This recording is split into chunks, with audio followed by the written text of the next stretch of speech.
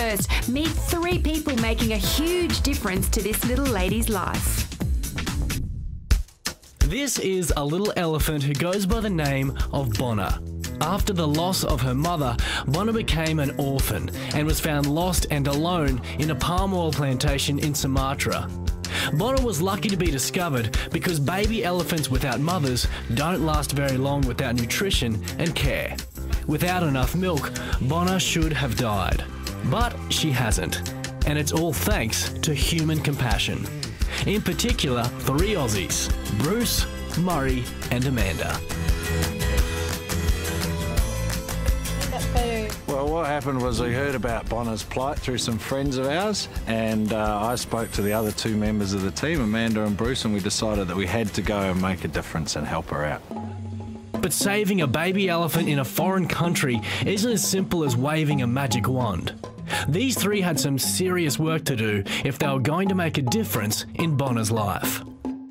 So essentially, none of us are experts. We're not vets. We've got no experience whatsoever in raising a baby elephant. So we had to do our research and contact people all around the world that could help us get the information together about what it was that was going to make Bona better. After laying down the groundwork, Team Bona set off from their homes in southeast Queensland and landed in Sumatra, all anxious to meet Bona with hopes of keeping her alive. When we first laid eyes on Bona, when we saw her at the camp, she was very thin. She only weighed around about 160, 165 kilograms, so she was extremely underweight for an elephant of her age. She had curvature of the spine as well, so all of those conditions were a result of a really insufficient diet, with her not getting milk from her mother, which she would naturally get in the wild. So we were so keen to give her that first feed full of all the supplements we'd brought from Australia that were going to really help her.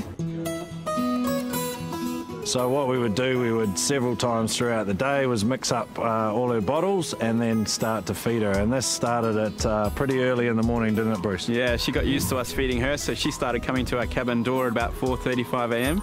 and bellowing at our door for her food. So it was interesting to see her behaviour change when we started getting into a regime for her.